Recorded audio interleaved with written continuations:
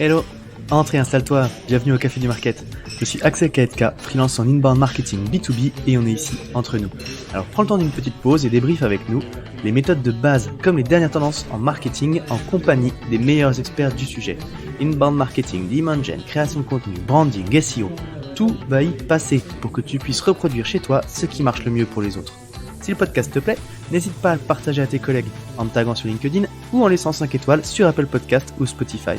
Et maintenant, détends-toi, prends ta boisson préférée et surtout, si tu entends des discussions intéressantes, serre-toi, c'est offert par la maison. Pour ce podcast, j'ai l'honneur d'être soutenu par ma solution de marketing automation préférée, Sepleady. Si je t'en parle, c'est parce que je l'ai utilisé à titre pro et que j'en ai été pleinement satisfait.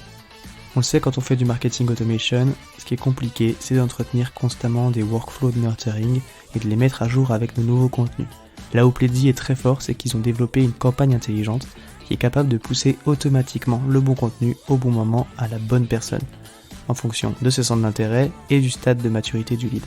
Ce qui ne gâche rien, c'est qu'ils ont une équipe au top avec un service CSM dédié qui est là pour t'aider à mener à bien ton projet. Mais assez parlé, passons à l'épisode. Bonjour à toutes et à tous et bienvenue au Café du Market. C'est à la fois la meilleure arme du marketeur et parfois son pire ennemi, tellement on peut se faire des nœuds au cerveau pour essayer de l'analyser. Aujourd'hui, on va parler de la donnée. La donnée, c'est la data en marketing. C'est un outil qui est super puissant quand c'est bien utilisé, mais parfois mettre au propre pour pouvoir l'analyser, ça peut être un vrai calvaire aussi.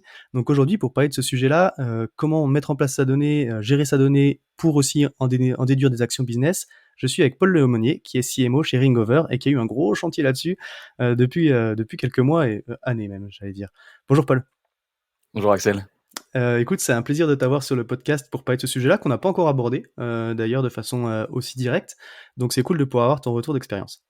C'est un plaisir d'être là, d'en parler. J'allais dire, avant qu'on rentre clairement dans le vif du sujet, est-ce que tu peux peut-être juste te présenter en quelques mots pour les auditeurs, s'il te plaît? Ouais, bien sûr. Moi j'ai un background qui est, un peu lié à la data depuis, longtemps parce que moi je sors d'un diplôme de finance, donc fusion-acquisition.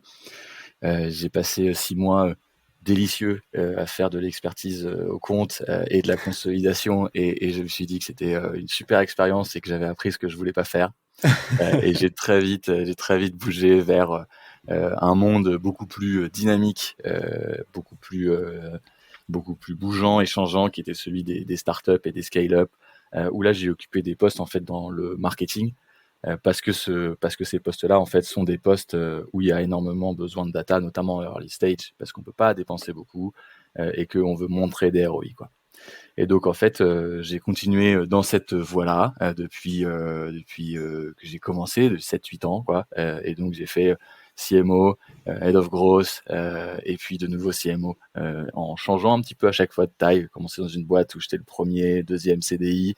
Après, on était une boîte de 35, et on est allé jusqu'à 170-200 salariés. Puis là, maintenant, on est 300 chez Ringover. Et donc, Ok. du coup, je change un peu d'échelle, mais je suis toujours cette direction-là, quoi. Ça marche. Effectivement, le parcours financier avant. Bon, d'un autre côté, ça doit te permettre de bien parler des KPI business, et puis au moins, t'es bien au courant des enjeux de boîte, et puis des enjeux Ouais, financiers absolument. par rapport à ça, J'étais pas quoi. choqué quand on m'a parlé de CAC sur LTV. C'est pas des acronymes qui me font trop peur, effectivement. Ouais. Ça, tu parles le bon langage. Top. Juste avant qu'on rentre vraiment dans ces sujets de data, est-ce que tu peux brosser rapidement le rôle du market du coup chez Ringover et puis comment est structurée ton équipe justement parce qu'en plus vu que tu as changé de taille, c'est intéressant de voir aujourd'hui où vous en êtes quoi. Ouais, ouais, bien sûr. Alors, Ringover a une histoire un peu particulière parce qu'avant d'être Ringover comme on le connaît aujourd'hui, ça a été pendant un certain temps une PME, une TPE française, qui était d'abord une TPE, puis après qui était une PME, qui était une belle PME, qui est issue du monde du télécom, hein, sans Mhm. surprise. Ringover aujourd'hui, c'est un SaaS, c'est un logiciel de communication multicanal dans le cloud qui se destine à des entreprises dont les enjeux sont importants autour de la conversation. Mhm. Et donc évidemment, sans trop de surprise, on se base sur la télécom, mais on était une boîte de 35 personnes qui était française, qui, grâce à un CTO qui s'est dit mais là j'ai un vrai truc à créer, et je peux vraiment créer de la valeur en remettant une vraie couche de SaaS sur notre infra de télécom, est devenue une scale-up en fait. Et effet Covid, etc. Et on a vraiment grandi très très vite et on est passé de 35 à 200 en 2 ans, Ok. en 3 ans, 2 ans, 3 ans. Et donc moi je suis arrivé dans ce contexte-là, d'avoir une équipe marketing qui avait vraiment grandi en réaction à beaucoup d'opportunités qui s'étaient présentées, une croissance qui était exceptionnelle. Et donc on m'a dit bon bah voilà, on cherche quelqu'un qui va structurer ça. On était une petite boîte dans laquelle on a trouvé plein de succès et qui nous a permis de saisir plein d'opportunités. Maintenant, on a besoin de structurer. Et donc, ce que j'ai fait, c'est que j'ai structuré une équipe de manière assez classique en fait. Hein. On est du SaaS, donc nous, on a 3 fonctions principales. On a une fonction d'acquise, Mhm. qui est évidente, qui est la première à laquelle tous les founders pensent, parce qu'en fait, quand on dit marketing aujourd'hui, on dit aider Oui. l'équipe sales à générer davantage de business. Mhm. Mais aussi une équipe product marketing. Et Ok. cette équipe product marketing, elle a un rôle de catalyseur des messages. Elle fait le pont entre le produit et les commerciaux et la capacité à pitcher le produit et à tirer le meilleur de toutes les interactions qu'on a avec nos prospects et nos clients.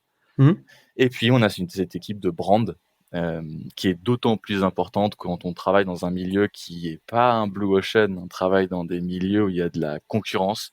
Et donc, il faut créer une marque, il faut créer un produit dont les gens se souviennent et il faut créer une forme d'attachement à nos actions et à notre positionnement.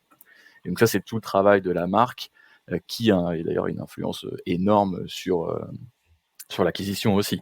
Ouais. La marque, c'est des éléments de marque comme les tampons de G2 Crowd, d'être dans certains quadrants, etc. Mhm. Ça change un lead flow considérablement. Et ça, c'est des éléments de marque, c'est des éléments de réassurance. Donc c'est très important aussi dans un SaaS. Donc j'ai voilà 3 gros piliers qui Mhm. sont ceux-là. Et nous, on est une boîte qui est internationale. On a des bureaux dans 4 pays. On a 5 bureaux. On est présent France, Espagne, Royaume-Uni et les États-Unis. Ok. Et donc du coup, bah, forcément sur ces 3 piliers du marketing SaaS qui sont assez classiques, hein. Encore une fois, Mhm. moi je pense que c'est assez classique. Bah, il y a une dimension supplémentaire qui est la matrice pays, où j'ai des responsables qui viennent s'assurer du focus pour que chacun des pays bénéficie du meilleur niveau, parce qu'il faut faire attention, on est une boîte française et donc du coup, toutes les boîtes qui viennent d'un pays ont une tendance à avoir du mal à s'exporter, puisqu'on a toutes les équipes qui sont d'abord locales, et qu'il Mhm. faut élever les équipes locales à un niveau HQ et bien s'assurer qu'on est capable de délivrer le même niveau pour tous les pays, et puis s'assurer aussi qu'on a respecté les problématiques locales et les choix locaux des équipes commerciales. Et donc du coup, on a ces personnes-là qui viennent travailler avec chacun de nos head-off sur les spécialités, du coup, et qui viennent appuyer en disant bah là, moi, ma target sur le UK c'est X, ma target sur la France c'est Y, et du coup, je vais devoir travailler pour adapter notre stratégie HQ. OK. Ouais, c'est vrai que c'est intéressant ces enjeux, local, et ces enjeux locaux et international du coup. On en a déjà parlé un petit peu dans certains épisodes. Bon là, c'est pas notre sujet, c'est vrai que ça mériterait d'être développé aussi. À chaque fois, j'ai envie de rentrer dedans. Bon bref, je vais essayer de m'en tenir à ce pourquoi on est là aujourd'hui, parce que du coup, on devait parler de data. On en parlait un petit peu en prépa, mais quand on est arrivé chez Ringover, du coup, c'était pas quelque chose qui était encore parfaitement ancré dans l'ADN de l'entreprise. Il y avait un gros chantier par rapport à ça. Est-ce que tu peux déjà revenir sur, pourquoi c'est important, évidemment, et puis comment du coup tu as répondu déjà à ce premier challenge d'organiser tout ça, au niveau process, outils, tout ça, recrutement, IA, enfin bref, ce que vous avez pu mettre en place déjà pour essayer de donner un petit peu de sens au final à tout ce qui avait pu être généré jusque-là, quoi. Ouais, bien sûr. Le vrai enjeu de la data pour un SaaS, c'est d'être capable d'en faire quelque chose d'accessible et qui soit utilisé pour prendre des décisions. Mmh. La data, c'est une source d'information sur ce qui s'est passé dans le passé. Donc, c'est pas un outil qui va décider, c'est pas de la prévision. Le futur, c'est des décisions. Mais on peut influencer ce futur-là en s'appuyant sur des données qui reflètent le passé et qui sont le résultat de nos apprentissages. Mmh. Et c'est ça, en fait, qu'on cherche à mettre en place, et c'est ça que moi, je cherche à construire. Et ça passe par un ensemble de choses qui sont très nombreuses. C'est pas uniquement des outils, c'est aussi des rituels. Mmh. C'est aussi la capacité à se dire, c'est pas grave si tu n'as pas toute l'information, mais quelle information tu as et quelle décision tu vas pouvoir prendre en fonction de ça. Et donc moi, la première chose que j'ai faite, c'était de dire, on va mettre un certain nombre de meetings en place et de structurer des meetings.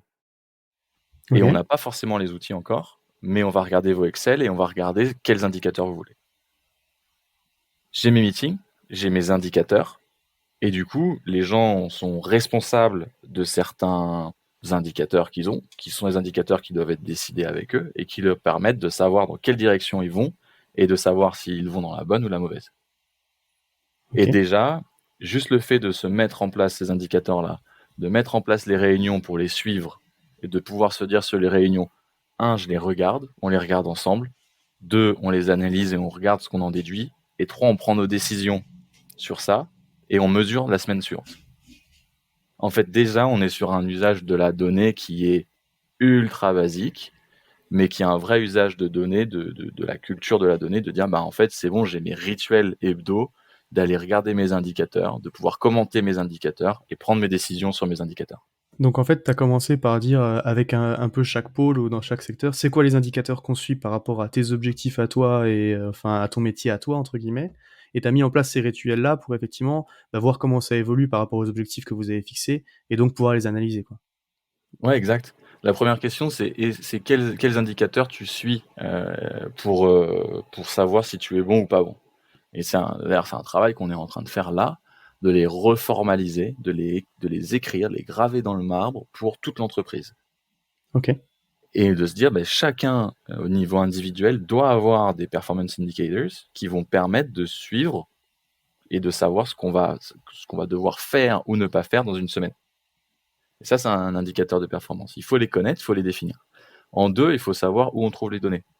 Ouais. Et c'est pas parce qu'on a un CRM, pas de CRM qui est 100% bon, on n'a pas une équipe opération qui est capable de tout délivrer, on n'est pas forcément tous les outils de dernière génération en intelligence artificielle. C'est pas grave. En fait, on peut commencer sur des choses très simples. Et moi, le premier truc que je fais, c'est j'ai un Excel. Vous me remplissez un Google Sheet, quelque chose de carré, faites simplement pour écrire vos indicateurs et qu'on puisse les regarder d'une semaine sur l'autre. Et il faut à un moment tuer Excel. On peut Hmm. pas le garder. À un moment, il faut que la donnée soit nomenclaturée, il faut qu'elle soit ownée par une seule équipe. Il faut le structurer. Mais il faut commencer quelque part aussi. Et le tout, c'est déjà de se dire, OK, tu connais tes indicateurs, tu les reportes chaque semaine et tu es capable d'interpréter, de prendre des décisions pour orienter ton travail. Ok. Et donc tu commences par l'Excel et par curiosité, du coup aujourd'hui, vous en êtes où en termes de justement de consolidation de ces données-là? C'est quoi un petit peu la stack et tout sur laquelle vous êtes, quoi? Le vrai sujet de fond, c'est d'avoir confiance dans les données. Et pour ça, le plus simple, c'est d'avoir une unique source de vérité, comme on dit, et qui, nous, est Salesforce. Ok. Nous, on fait un travail encore, hein, c'est toujours du travail, de dire tous les outils que je connecte vont envoyer de la donnée dans Salesforce, et c'est Salesforce qui sera ma source de confiance au niveau de la donnée. Et après, on peut connecter beaucoup, beaucoup de choses. Moi, au marketing, je travaille avec HubSpot, qui était le gros chantier de l'année pour pouvoir actionner toutes ces données qu'on a dans le CRM. Et après, les équipes care travaillent sur d'autres choses, avec un Zendesk, avec un Planhat, et plein d'outils qui viennent se brancher, mais sur une plateforme centrale qui est le CRM, et que nous, on utilise aujourd'hui comme notre source de données de confiance. Ok, ouais, c'est ce que j'allais dire. Au final, c'est vrai que dans les différentes équipes, enfin, chacun travaille sur ses propres outils au final, et l'enjeu, il est un petit peu là aussi dans le partage de la donnée, parce que tu vas forcément avoir des interactions entre les uns et les autres.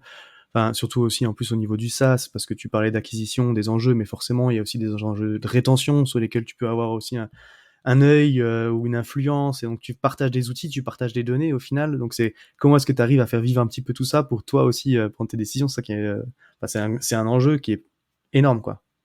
C'est énorme, alors c'est la responsabilité d'une équipe qui est dédiée à ça, qui sont souvent les équipes Ops, on peut avoir des Chief Data Officer, ça dépend, voilà, il y a plein de choses, mais en tout cas, il y a des responsabilités qui sont suffisamment importantes dans le SaaS, tu as raison, pour qu'en général, il y ait une personne ou une équipe qui soit en charge de ça.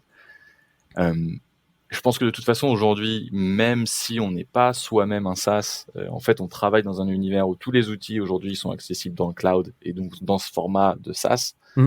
Et ça implique automatiquement d'avoir des logiques d'interopérabilité, d'intégration, de connectivité. Et donc, immédiatement, il y a des sujets de flux de données, même quand on n'est pas une entreprise qu'on qualifie de start-up, quoi. Aujourd'hui, tout le Ouais. monde est concerné par ça.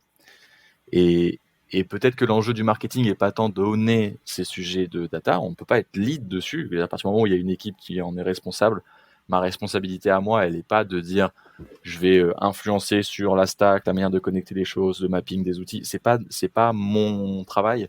En revanche, il faut comprendre dans quel univers on évolue et d'être conscient aussi qu'effectivement, on travaille dans un monde de données qui est interconnecté.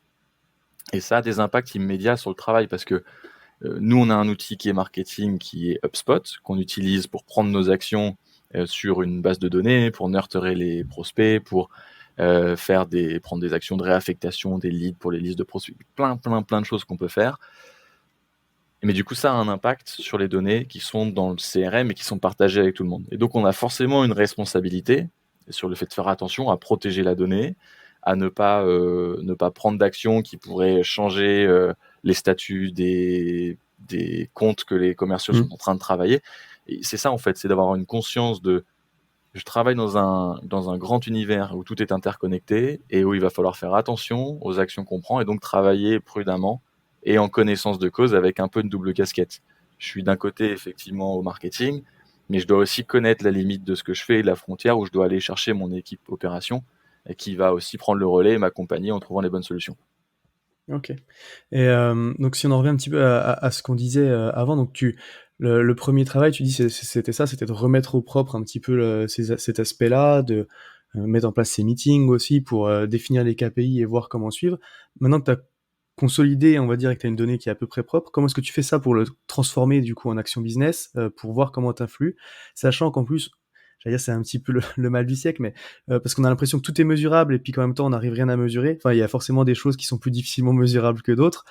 Voilà, c'est quoi du coup un petit peu derrière le plan d'action pour toi pour le transformer, les quick wins que tu pourrais mettre en place ou que tu conseilles en tout cas par rapport à ça aussi? Ouais. Le premier, à mon avis, le premier point, tu l'as mentionné, c'est aujourd'hui tout est mesurable. Tout est mesurable et tu vois, on a aujourd'hui, nous, on est dans le business de la conversation, donc on mesure des conversations et c'est la valeur propre de Ringover, c'est d'arriver à proposer des données sur des choses qui sont globalement assez peu mesurables. Mais aujourd'hui, on peut mesurer le nombre de discussions dans lesquelles on a parlé de la démo et avec l'intelligence artificielle, ce qu'on est en train de lancer, ce qu'on a lancé cette année, on peut mesurer un nombre de choses qui est incalculable. Et c'est ça où quand tu dis, mais ça c'est le mal du siècle, oui, parce qu'en fait, aujourd'hui, tu peux avoir un volume de données qui est tellement impressionnant que tu as une tendance à t'y perdre si tu n'as pas d'abord travaillé sur ta vision. Et donc, la première étape avant de se dire qu'est-ce que j'ai comme données, c'est qu'est-ce que je veux regarder, qu'est-ce que je veux mesurer. Ouais. Et il faut revenir à des choses super simples. Quand je dis, OK, je veux prendre des actions, mais je veux faire quoi? Il ne faut pas parler dans des termes de données, il faut se dire, je veux rassurer les prospects qui sont déjà en discussion avec mes commerciaux.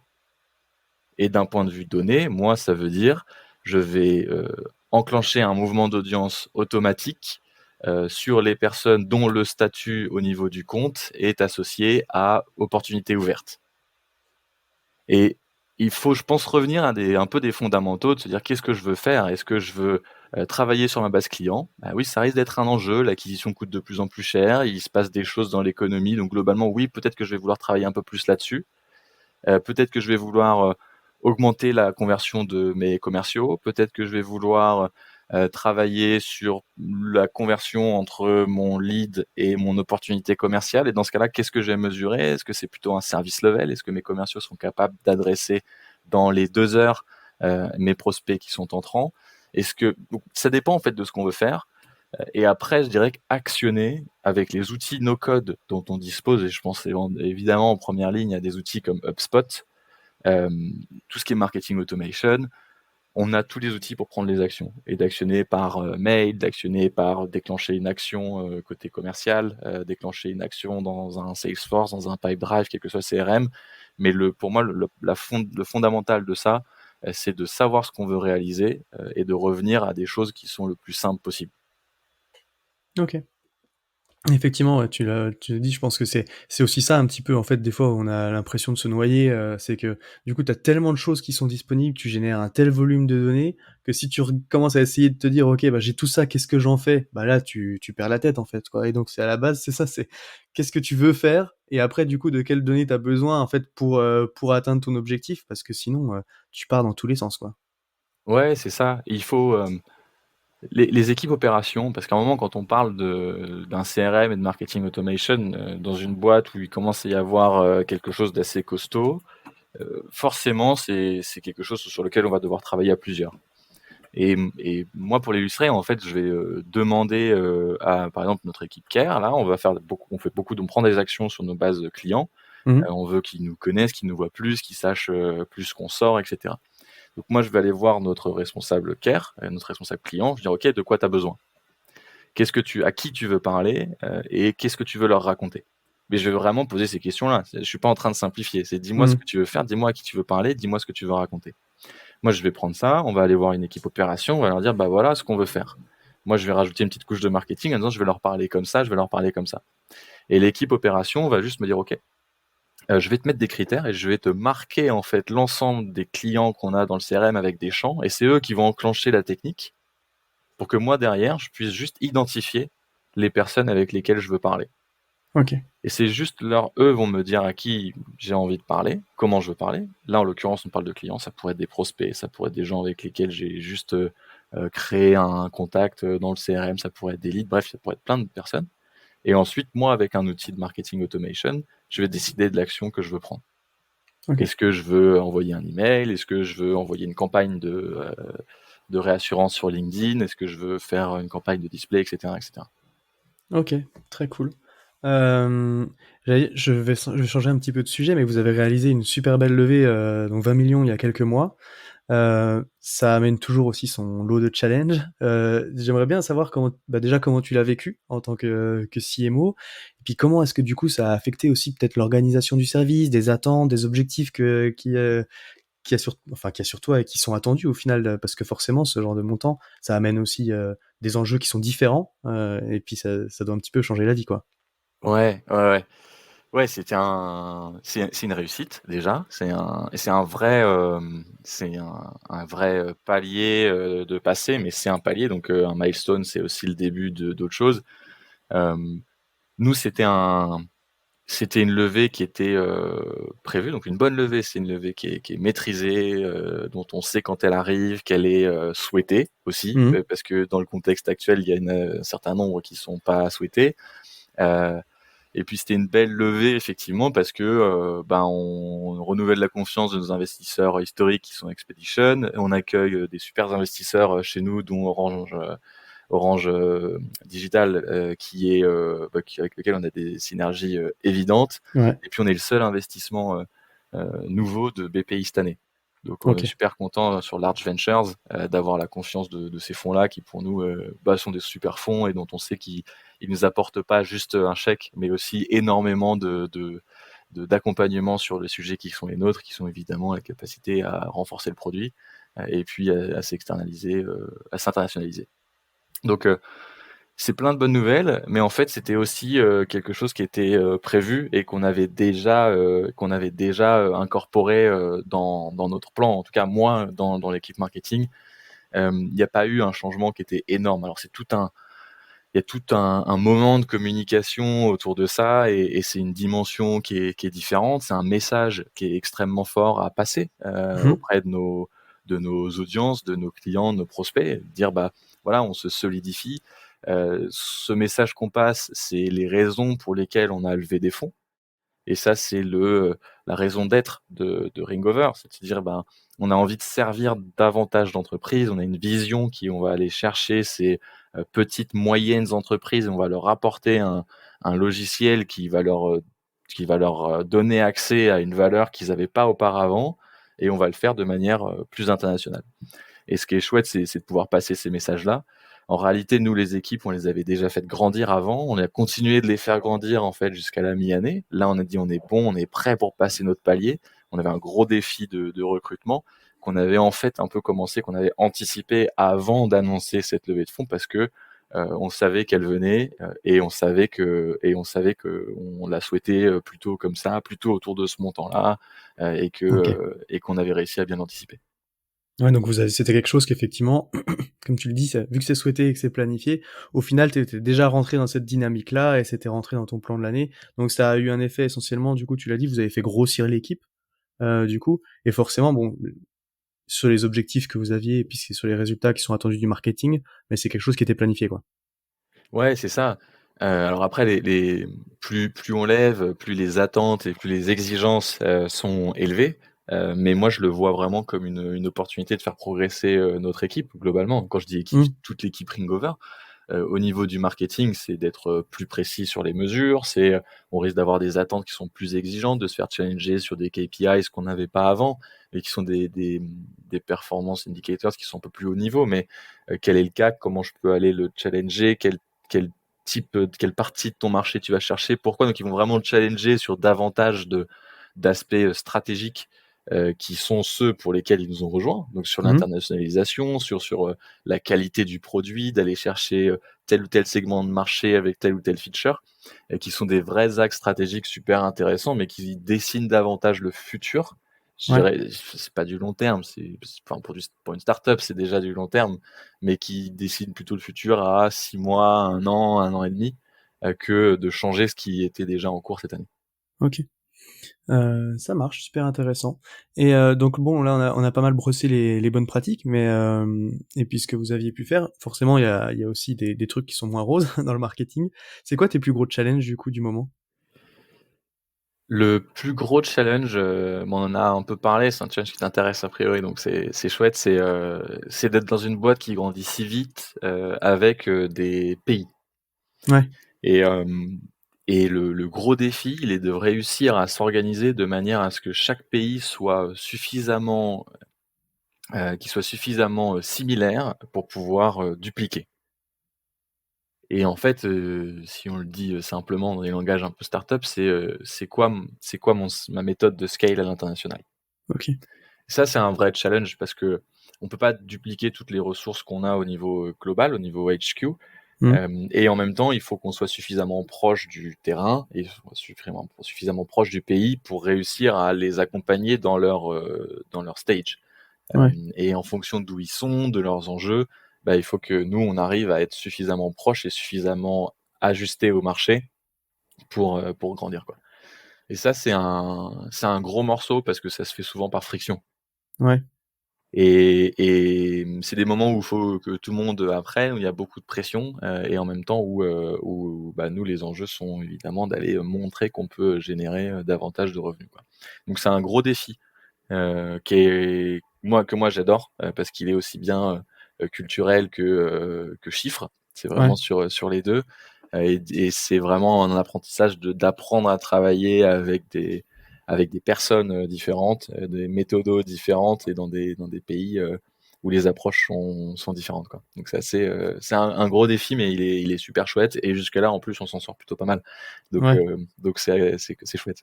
Gros défi, gros enjeu et en même temps, derrière, ça peut être potentiellement de très belles réussites, donc c'est vrai que c'est un challenge sympa, quoi.